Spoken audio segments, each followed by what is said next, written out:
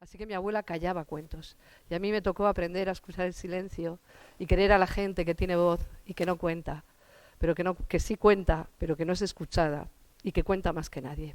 Mi madre tampoco contaba cuentos porque ella era gallega, no había ido a la escuela y no hablaba castellano.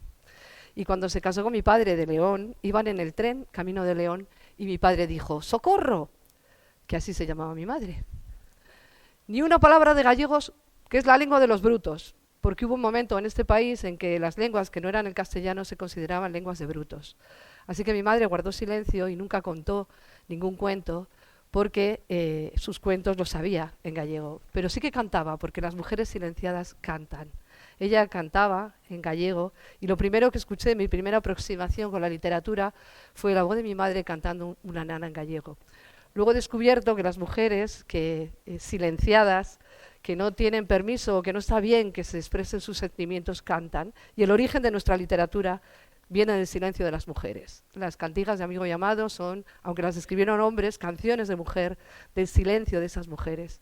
Las cançons catalano-provenzales también, las jarchas mozárabes, todas esas manifestaciones en el origen de nuestra literatura provienen del silencio de las mujeres.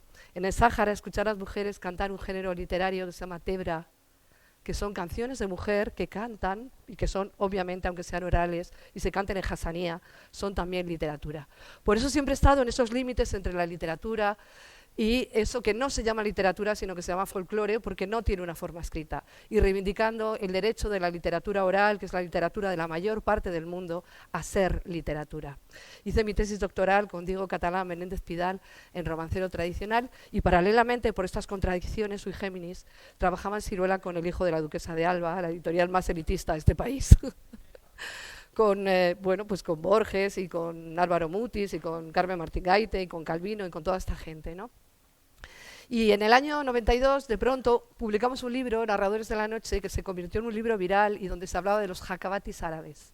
Esos narradores que cuentan en los cafés y que dejan un cuento inconcluso para fidelizar a la clientela y el día siguiente acaban el cuento, comienzan uno que no acaban y dejan el cuento inconcluso, cuento interruptus, se llama esta técnica, por si alguien la quiere practicar. Y consigue la fidelización de la clientela que va al día siguiente a escuchar. Lo mismo pasa a los culebrones de televisión, que cuando vas a saber si José Alfredo es hijo de Mercedes, te ponen los anuncios.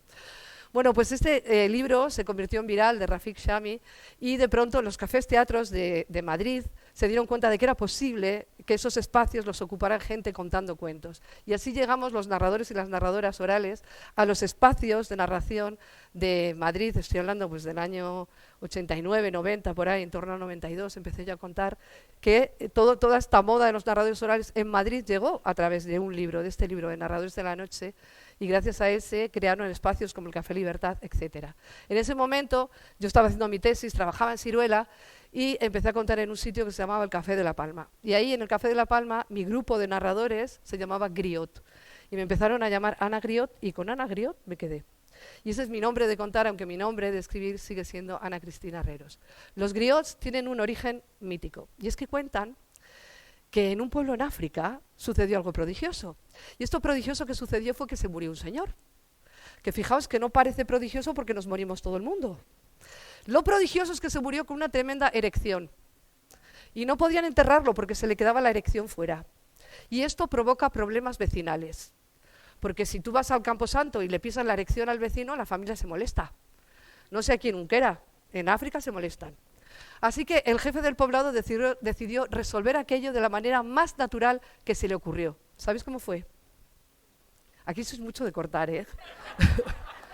No, la manera natural es yacer, que se os ha olvidado. Le pidió a la primera esposa que yaciera, y yació, y se quedó embarazada, fijaos. Y parió un niño que desde el primer momento se reveló como un ser dotado con el don de la palabra. Aquel niño, nada más de hacer, contaba historias. Como era hijo de un muerto, sabía las historias de los que ya no están sobre la tierra, y como era hija de una viva, se las traía a los que todavía caminan sobre la tierra para que no se olviden de quiénes son, de dónde vienen ni de a dónde van. Esto que se llama identidad y esto que se llama memoria. Y esta es la tarea no solamente de los que escriben historias, sino también de los que contamos historias. Mantener viva la memoria de los que no están. Daría Villanueva decía, citando a Quevedo, que abrir un libro es establecer una conversación con los difuntos. Y eso es el arte también de narrar y de recoger estos cuentos tradicionales, de perpetuarlos por escrito, pero también contándolos. En el año 2001, el CIP, Centro de Investigación por la Paz, me pidió que hiciera un trabajo en fuentes folclóricas del Mediterráneo. Era el momento de la guerra de los Balcanes, del final de la guerra, la gente se había quedado muy dolida, y el CIP quería usar los cuentos de mediación internacional porque los cuentos no saben de fronteras. Los cuentos bosnios, los serbios, los montenegrinos, los albaneses, los catalanes, los murcianos, todos son iguales y por eso tienen motivos folclóricos universales. Así que me fui a la Biblioteca Nacional, ratón de biblioteca en ese momento, y me puse a investigar en repertorios de folcloristas del siglo XIX y hice un trabajo de investigación en fuentes folclóricas. Pero de pronto apareció la editorial SM, que quiso tener un libro de cuentos del Mediterráneo, aunque mi campo de investigación era el Mediterráneo español, aproveché porque había otros investigadores en otros lugares investigando sobre cuentos del Mediterráneo para luego poner ese trabajo en común y usar esos cuentos en mediación internacional, amplié el registro y publiqué este libro, Cuentos del Mediterráneo. Como SM es una editorial marianista religiosa, pues hubo cuentos que no les parecieron teológicamente correctos. Y la editora me dijo, te voy a hacer un editing. Y yo sé lo que es un editing, porque yo como editora he hecho editings, pero nunca se hace un editing en contra de la opinión del autor, sino sentada con el autor. Y yo dije, bueno, me enseñarás el editing. Y me dijo, no, que le voy a poner a este cuento sirio que acaba así, interruptus, le voy a poner colorín colorado, este cuento se ha acabado.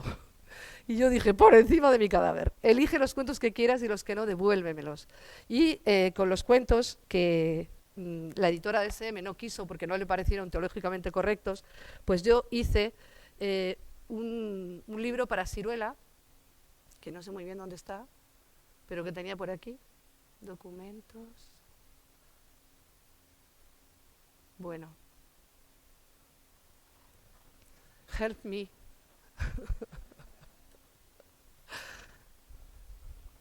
¡Ay, con este! Mira, aquí, vale. Pensé que era más difícil la cosa. Dice que no. Bueno, este libro, que fue mi primer libro escrito que surgió como un encargo, en el año 2012 me dieron por este libro y por otro libro que publiqué en Siruela, de Cuentos del Mediterráneo, un premio que compartí con una señora muy importante que se llama Michelle Obama. ¿Esta la conocéis? A mí me dieron el premio por trabajar. La Fundación Dieta Mediterránea me dio este premio que compartí con Michelle Obama, entregaba el premio a la infanta Cristina. ¿Esta la conocéis? Pero ese año se le portó el marido mal y no la dejaron venir. Yo, como me porté bien, fui y me dieron el premio. Y ese año, de premio también, me descatalogaron el libro. Y SM me pidió que firmara la destrucción, porque cada 7 años las editoriales limpian los almacenes. Entonces yo fui a un colegio de monjas en León y aprendí a desobedecer. Y dije, yo no voy a firmar eso. Y me dijeron, te los tienes que quedar. Y dije, pues dámelos. Habían hecho una tirada de 8.000 y habían sobrado 2.644. Y yo vivo en Plaza de España detrás, en un quinto, en ese momento sin ascensor. Y 2.000 libros, 2.644 libros de tapa dura, magníficamente ilustrados por Alfonso Ruano, la cubierta, pues pesan 2.000 kilos. Y tengo un vecino de abajo muy simpático, bombero. Y no me parecía bien hundirle la casa. Así que una amiga me prestó su casa de herramientas en un pueblo de Madrid que se llama Extremera y allí metí, esta es la edición de Siruela, con otros cuentos, los políticamente incorrectos. Bueno, pues allí metí los libros de SM y estuve regalando, vendiendo, donando, y ese libro fue el germen de la aventura en Siruela, en Senegal, porque primero me pusieron el nombre Griot y luego el nombre me llevó a África. Fijaos los nombres que construyen esas realidades de esa forma tan increíble. Bueno, este libro, el libro de monstruos españoles, es un libro que recoge historias de monstruos de la península y es un intento de rescatar el monstruo patrio frente a la invasión del monstruo norteamericano de las películas de Disney. Porque todos los libros que he escrito, todos son supermilitancia, que sepáis. Y este es un intento de rescatar el monstruo patrio. Aquí en Cantabria sabéis mucho de monstruos, pero en otros sitios no. Y los monstruos que parecen cántabros, como el ojáncano, yo he encontrado versiones del ojáncano en Murcia, fijaos, ha llegado hasta Murcia el ojáncano de aquí. Entonces, partió de un espectáculo que tenía de monstruos en peligro de extinción que estrené en la Primera Guerra de Irak.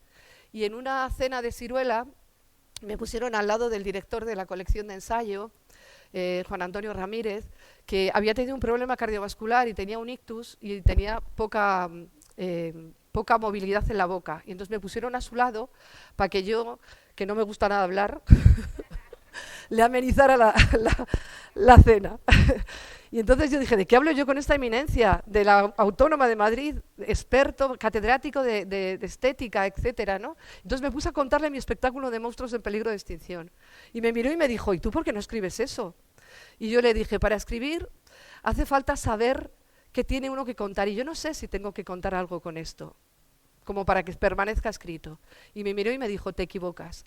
Cuando uno sabe lo que tiene que contar, redacta. Cuando uno escribe, descubre en el proceso de escribir qué tiene que contar. Esa misma noche empecé a escribir mi libro de monstruos, que por cierto le dieron el Premio Nacional en 2009 al libro mejor editado. Después, como ya estaban los monstruos, ya volcada a los monstruos, pues hice con Ramón Basora unos cuentos populares de miedo de todo el mundo. ¡Ay! Las brujas. Y después hice un libro de brujas y al año siguiente... Ah, no, esto es para atrás. Voy a ver para adelante. Publiqué Geografía Mágica, que le dieron el Premio Nacional en 2011. Me daban un año sí, un año no. 2009 me dieron Premio Nacional, 2011 me dieron Premio Nacional. 2013 me compré el vestido a ver si me daban premio, pero no me dieron. Voy a reclamar al Ministerio por crear falsas expectativas. Bueno, es un libro que cuenta cómo se configuró el paisaje desde el punto de vista de las leyendas tradicionales. Buscaba un ilustrador que ilustrara la tierra como si fuera humana y me encontré con este ilustrador maravilloso, Carlos Arrojo. En medio de eso, escribí también esta historia sobre el ratón Pérez.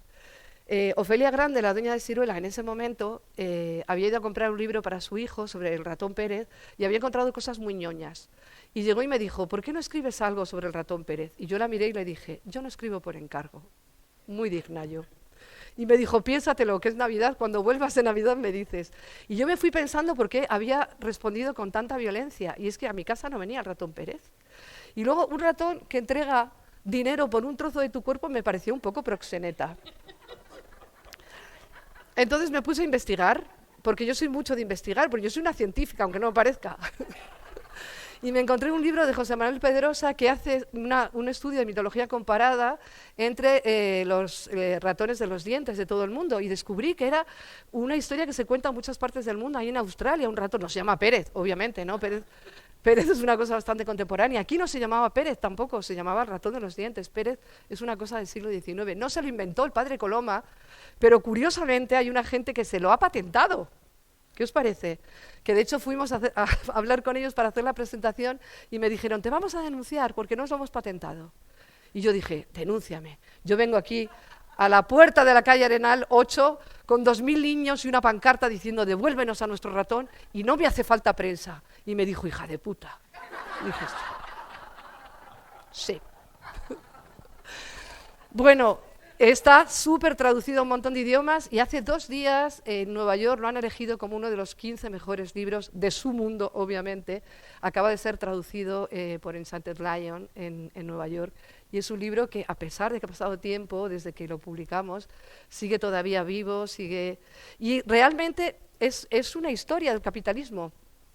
Porque al ratón Pérez le ha pasado lo mismo que al capitalismo. Era un dios que estaba en un rito de paso. Los niños empiezan a preguntar por la muerte cuando tienen la primera pérdida, que es que se les cae un diente.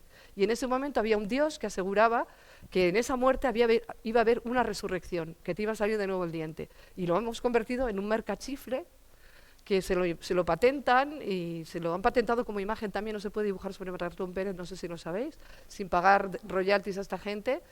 Y Vitaldent se lo ha patentado como imagen dental, bueno, una cosa tremenda, o sea, ya lo que le podía pasar al pobre ratón. Es un mito regresivo y está siendo invadido por la Tooth Fairy. Así que en Nueva York lo hayan reconocido como uno de los 15 mejores libros me llena de orgullo y satisfacción. Que lo sepáis.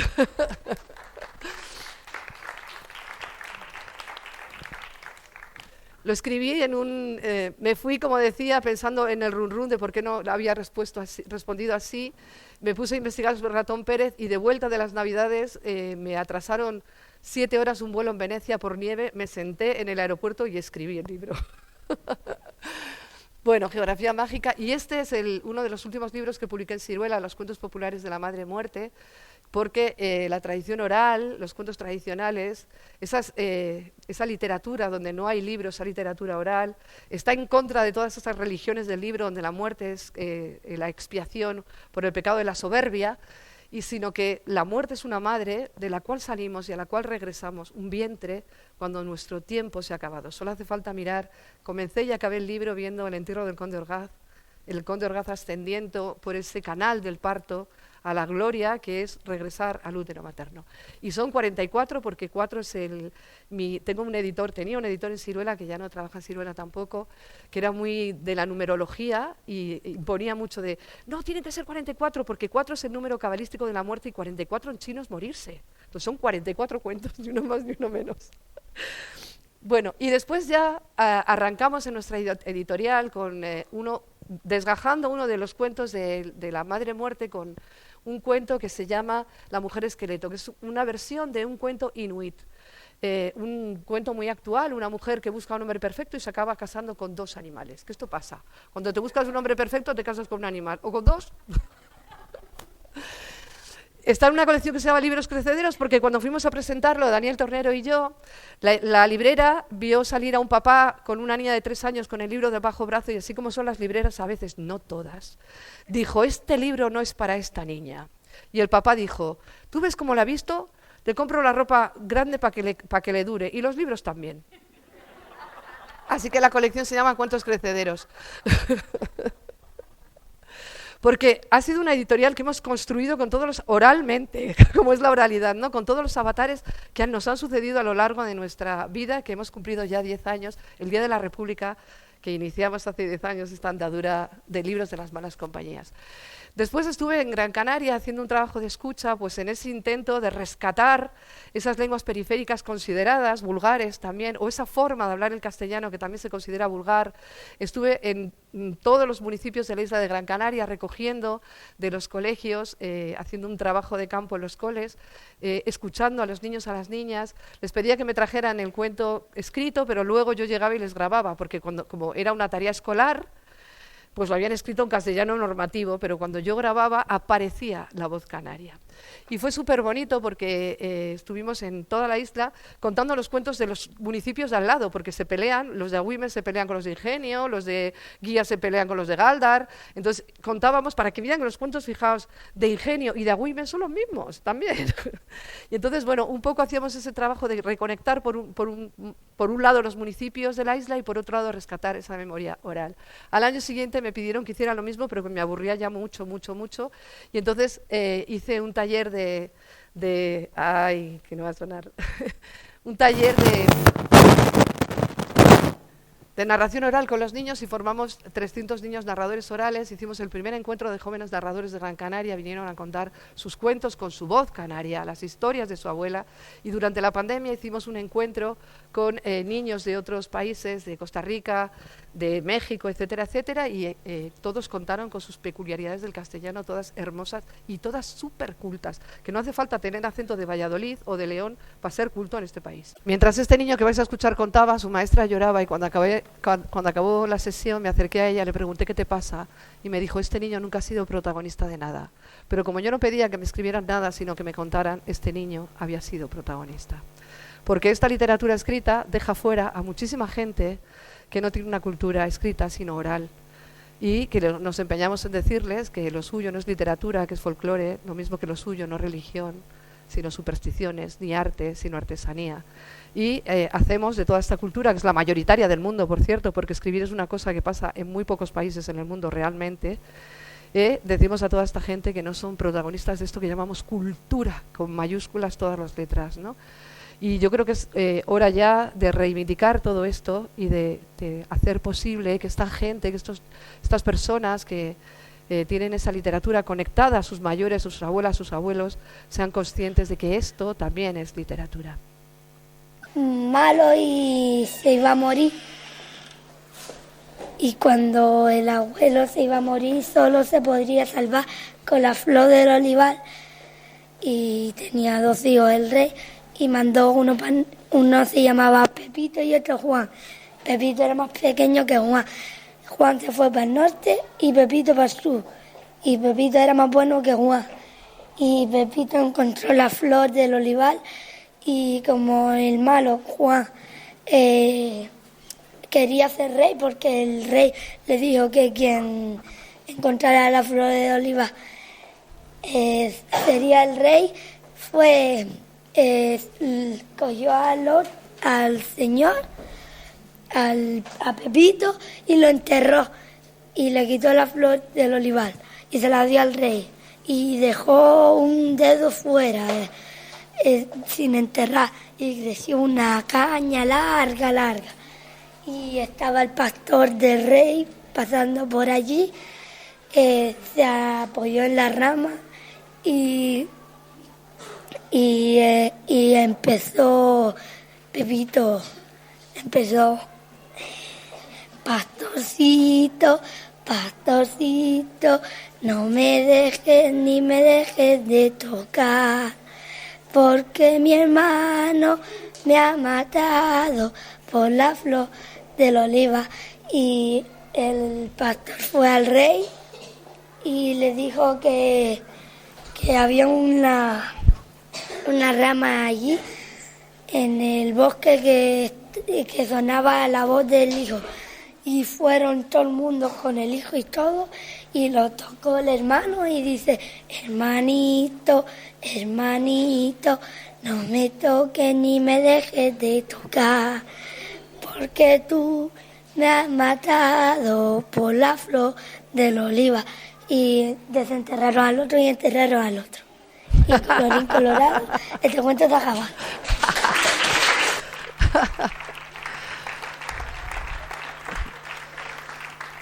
Tengo una troupe de niños canarios que me llevo de gira para que cuenten con su voz canaria, sus cuentos canarios, de sus abuelos canarios, que algunos viven en el centro de la isla y los llaman mauros, que es una forma despectiva de llamar a la gente del centro de la isla, muy conectada con sus tradiciones orales y que canta y cuenta este tipo de cosas.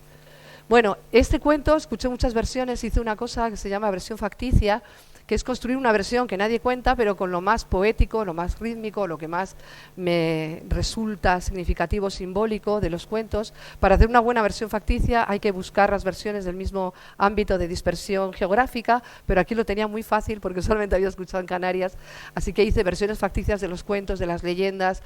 Escuchamos también historias de la pobreza, de la emigración, historias del mar, la historia de Sandokan, que era un hombre que vivía en Arucas y que salvaba a la gente del mar y no sabía nadar, un hombre convertido en leyenda que tiene ahora una estatua allí en el municipio.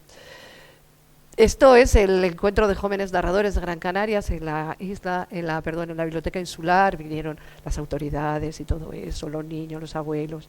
Fue muy divertido. Y después de esto, después de que me descatalogaron el libro en SM y de que me dieran todos esos libros, me dediqué, iba a contar, llevaba los libros y los vendía. Y en un año vendí casi 2000 libros, así, sin distribuidor, sin librería, sin nada. Y no me parecía bien quedarme el dinero, así que quería destinarlo a algo que no fuera yo. Y en ese momento, yo había estado hacía años en Nepal, me había ido a la India, acabé en Nepal, estuve buscando a Vicky Sherpa, una mujer que tiene una ONG que trabaja con niñas prostituidas por los indios y las enseña a morir. Y me fui a buscarla a Nepal y no la encontré. Y en el año 2012 me la encontré debajo de mi casa tomándose un vino.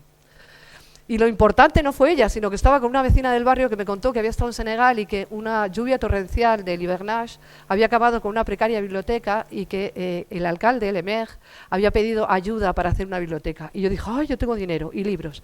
Así que compré libros en francés con el dinero que había conseguido de vender los libros, los cuentos del Mediterráneo, y compré lo mejor, clásicos franceses, cosas súper, impresionante. Y nos fuimos a montar la biblioteca a Senegal.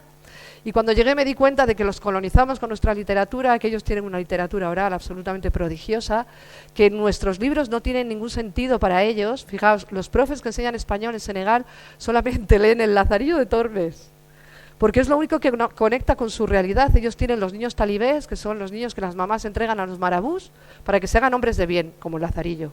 Y el marabú les pega y los pone a pedir dinero y se convierten en pequeños ladrones, como el Lazarillo. Entonces es lo único que les resuena de nuestra cultura, el Lazarillo de Tormes, y eso leen. Lo más loco es que estos profesores de español de Senegal hablan español de la época del Lazarillo. Me tradujeron los cuentos que escuché aquí y la traducción era: Cata, amiga liebre, ¿por dónde vas a estas horas? Yo les decía, ya no hablamos así en España, no me creían.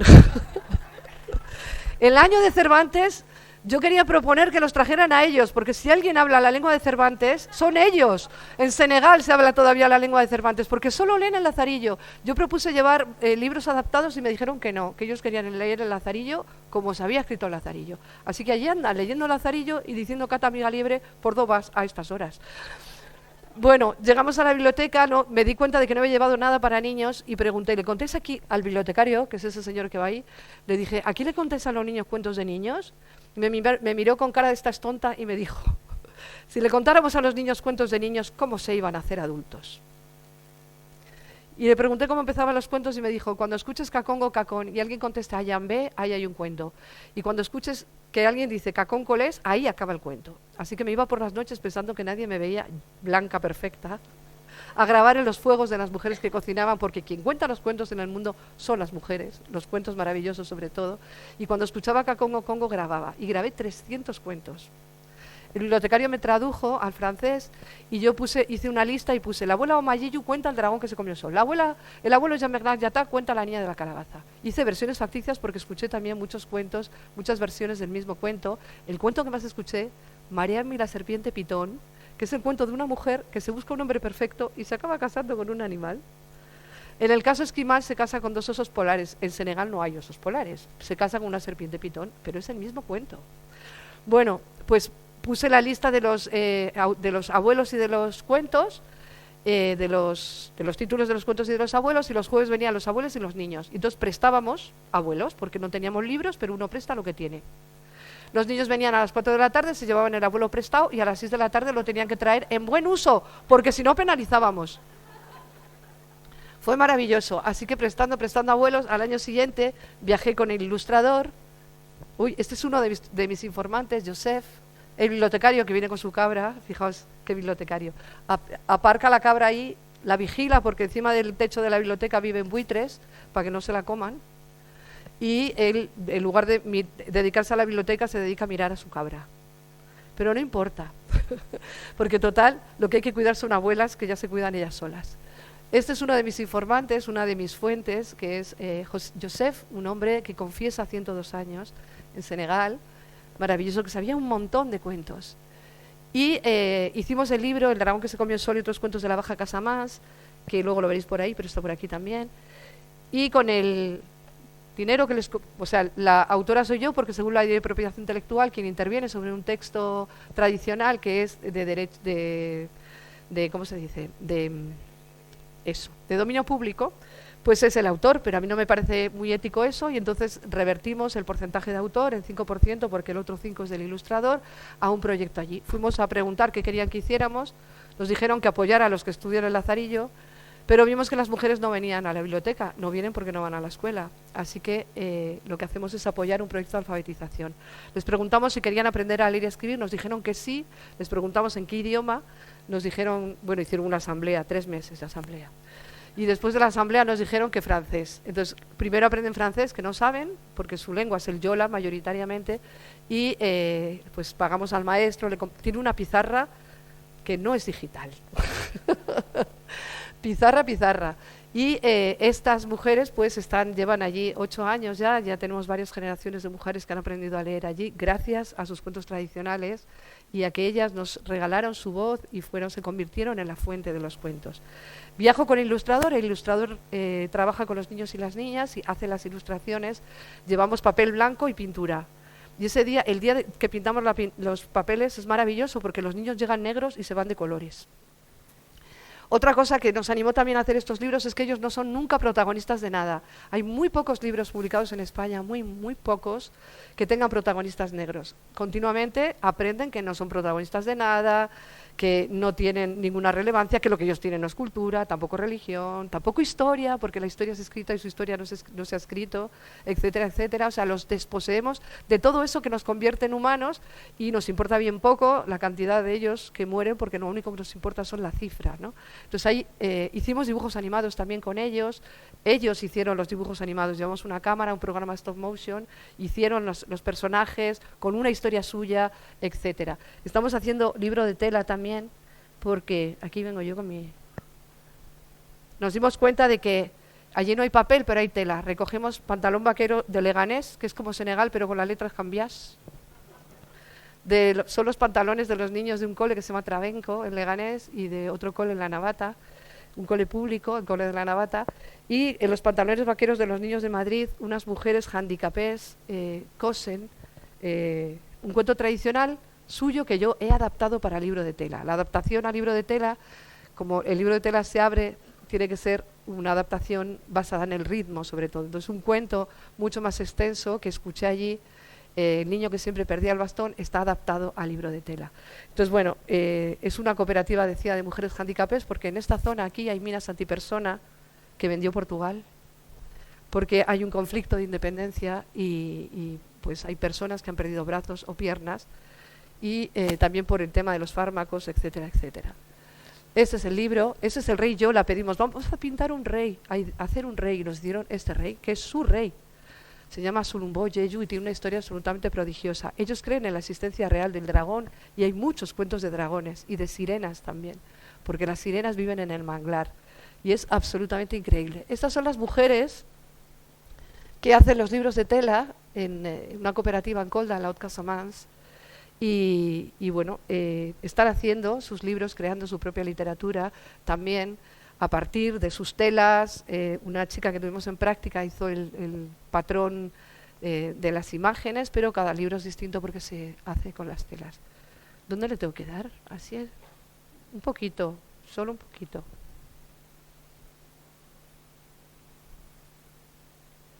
Ella es Aisetu, que es la presidenta de la asociación de la cooperativa de mujeres handicapés de Colda. Tienen acceso al dinero de esta manera porque al trabajo siempre hemos tenido acceso. Al dinero no, pero al trabajo sí.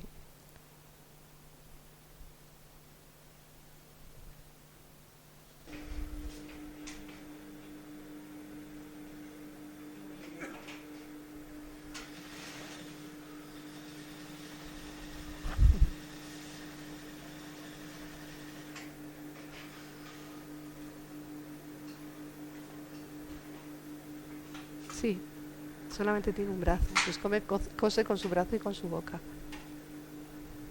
Todas las personas que están aquí en esta cooperativa son personas handicapés, algunas son sordas, otras son personas que han perdido brazos o piernas o que tienen problemas de movilidad, no tienen acceso al dinero y tampoco a la familia porque nadie se casa con ellas.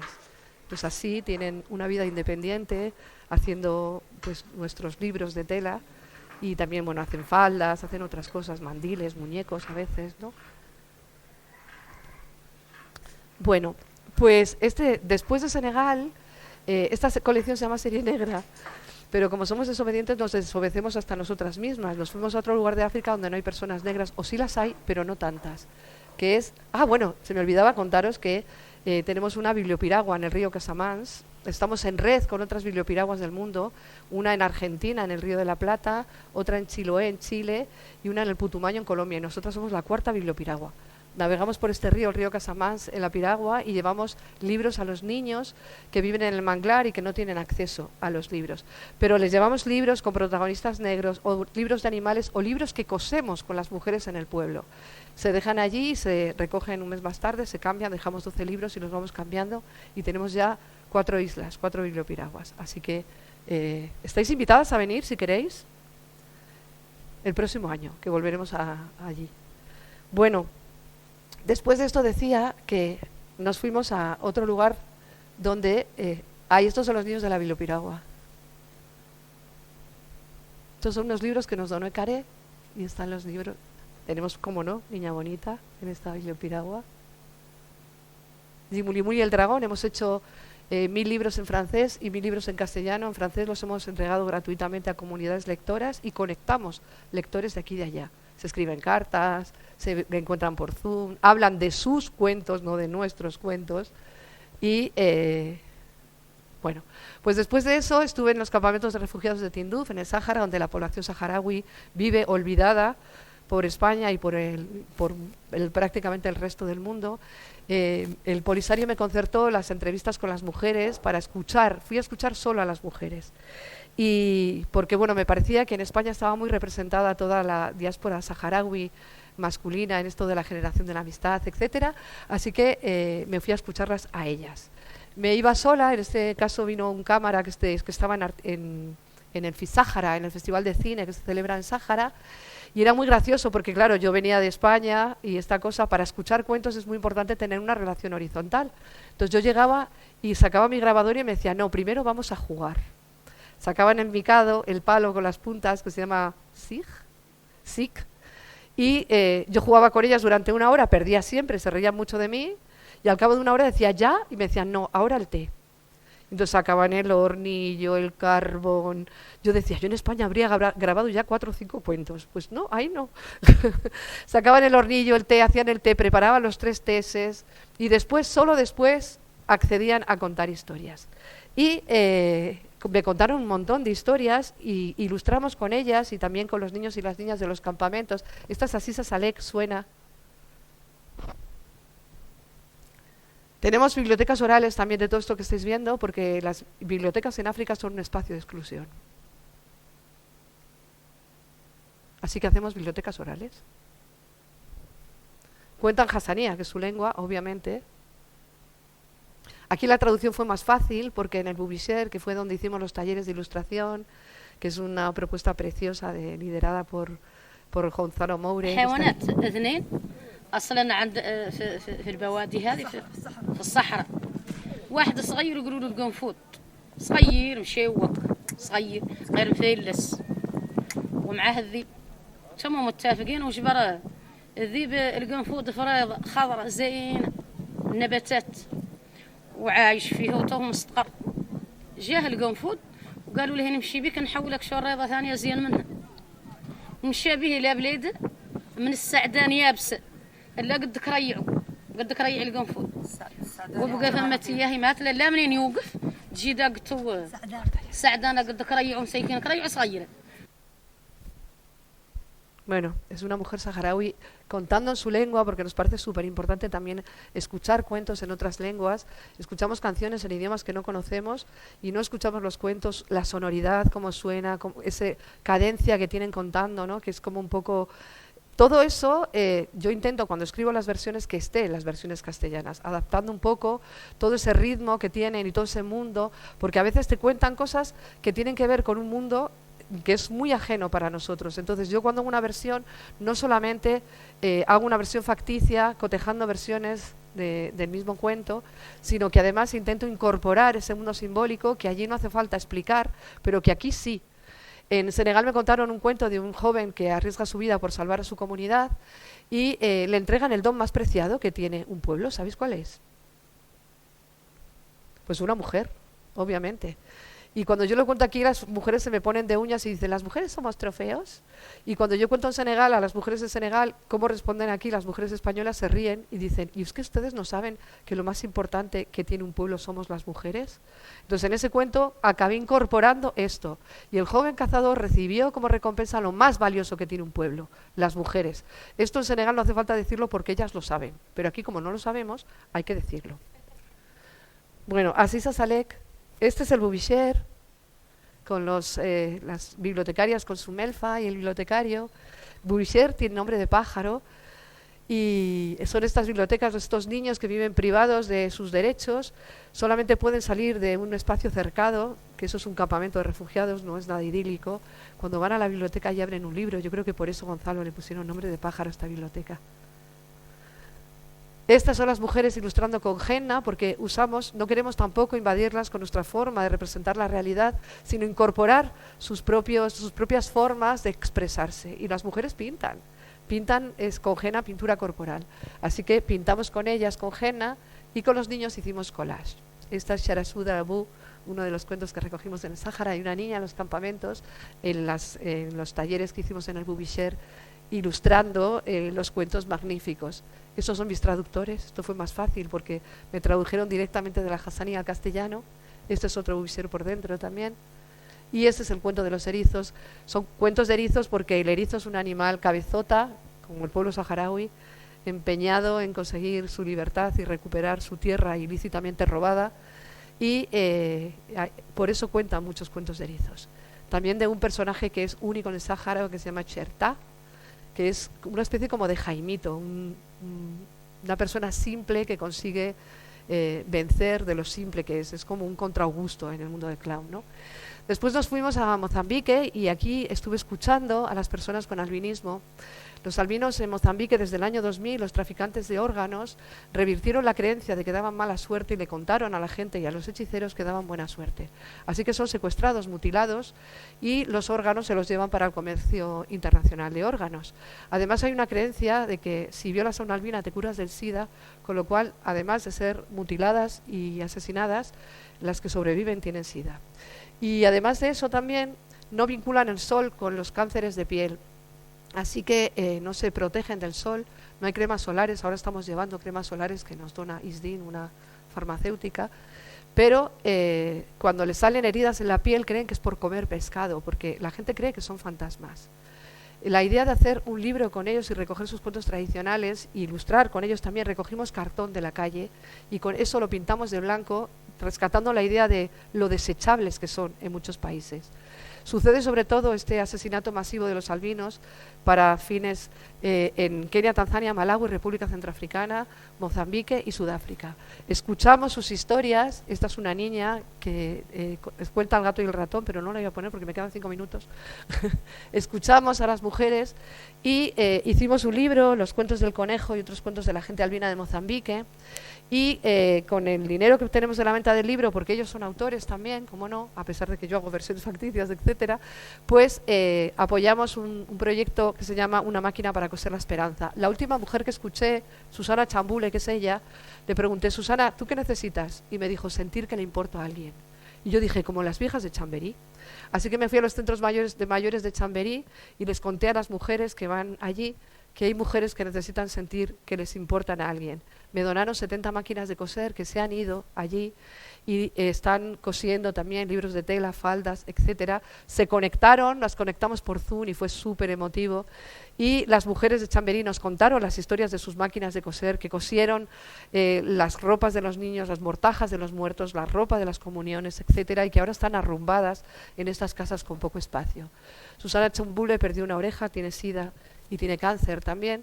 Y Susana fue una de mis principales informantes, una de las personas. Tenemos un centro de paliativos porque en España teníamos sanidad universal y venían con un visado humanitario de Amnistía Internacional, pero ahora ya no pueden venir. Y entonces hemos hecho un pequeño centro de cuidados paliativos para que puedan morir con dignidad. Llevamos gafas, libros, etcétera, etcétera, y viajamos sobre todo para estar allí con ellos, ¿no? Fue mi traductor del Xangana y el Ronga al portugués, un niño, Sebastião, que venía a Jacumana, un sitio donde recogen a los niños sin hogar, los niños de la calle. Y este niño no podía ir a la escuela porque tenía SIDA y muy poca esperanza de vida. Y me traducía del Xangana al portugués, todos los cuentos que recogí, fue mi traductor. Bueno, estos son los niños albinos dibujando los dibujos y el libro. Esto es un vídeo que se va a poner, que no da tiempo. Y esto son los pigmeos vaca de Camerún. Me fui a la selva con los pigmeos vaca, que están siendo exterminados porque su presidente Paul Biya, que vive en Suiza, entregó la selva a Francia, a Boyaré y Socapalm. Las industrias del aceite de palma los han sedentarizado. Son el pueblo más antiguo sobre la tierra. Llevan 250.000 años viviendo sobre la tierra porque tienen una cultura basada en la escucha. La gente que no escucha se extingue, que lo sepáis. Pero la gente que escucha, aquí no os vais a extinguir nadie. La gente que escucha no se extingue. Todas las noches se concentran en torno al fuego, ves que se encienden las luciérnagas y ves pequeños fuegos que caminan porque todo el mundo viene con una astilla del fuego familiar a construir el fuego comunitario, porque ellos saben que lo público se construye con un poquito de lo privado y que a lo público se contribuye también. Son increíbles y bueno, ahí viven, los han sedentarizado en la tierra de los bantús, que son más altos que ellos, violan a las pigmeas vacas que no pueden parir y se mueren. Bueno, los han alcoholizado también O sea, tremendo. Hemos recogido sus cuentos, lo mismo que los albinos, para mostrar, y de hecho estamos haciendo ahora el libro en portugués, que estos niños tienen literatura, porque lo único que nos diferencia de los fantasmas y de los animales es la capacidad de fabular, eso que llamamos literatura. Y en este caso estamos recogiendo sus cuentos para que un día puedan reclamar las tierras, porque la ONU tiene una Carta Magna de los derechos de los pueblos originarios que dice que los pueblos que sean capaces de reconocer su propia singularidad tienen derecho a las tierras, por eso los alcoholizan. Entonces hemos ido a recoger sus tradiciones, sus cuentos, los hemos grabado, tenemos bibliotecas sonoras también, para que un día puedan reclamar sus tierras. Bueno, estos son los niños que van a la escuela. Y ya lo último, hace 2 años, con una ayuda de Resiliencia del Ministerio, nos fuimos el ilustrador y yo a Madagascar, al sur de Madagascar. Allí son los primeros desplazados climáticos del planeta, llevan 40 años de sequía, y las niñas son captadas por bandas de prostitución y las prostituyen. Hay unos señores que van a tener relaciones con estas niñas por 50 céntimos de euro. Fuimos a escuchar los cuentos que les cuentan las abuelas y sobre todo el cuento que más recogí fue el cuento de Jimouvé, un depredador, un hombre con cabeza de cebú, o sea, un hombre que no piensa, que no razona, que solamente se sigue por sus instintos y que es vencido por las niñas abandonadas en el bosque porque las niñas están juntas y porque desobedecen, que es una cosa fundamental. Estas son las niñas que me contaron los cuentos, las niñas que escapan de las redes de prostitución, ahora con el libro El hombre cebú y la hermana pequeña, que lo tengo por aquí. Bueno, esta es mi traductora, Lalao, que me tradujo directamente al castellano del malgache. Tenemos biblioteca sonora en malgache y en este caso bordamos los cuentos. Hicimos todo ese trabajo de ilustrar con las niñas bordando, y bordaron sus cuentos, bordaron su memoria, cosieron su memoria y bordaron sobre todo la seguridad de que solo si están juntas pueden contra el depredador. Bueno, pues esto es la serie negra. Te he publicado otros libros, uno de ellos te dieron Premio Nacional 10 años más tarde. Me pillaron sin vestido.